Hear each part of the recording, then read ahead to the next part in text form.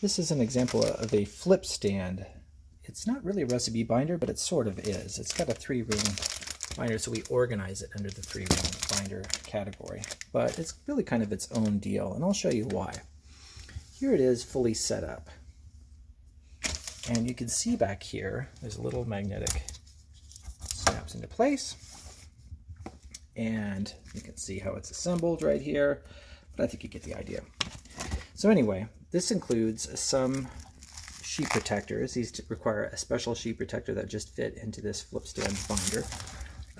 And we sell additional sheet protectors as well. And you can see here the dividers that go with it.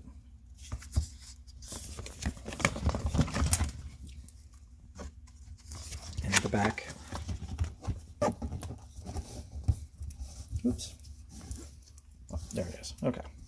At the back you can see it's got a some conversion charts and stuff like that.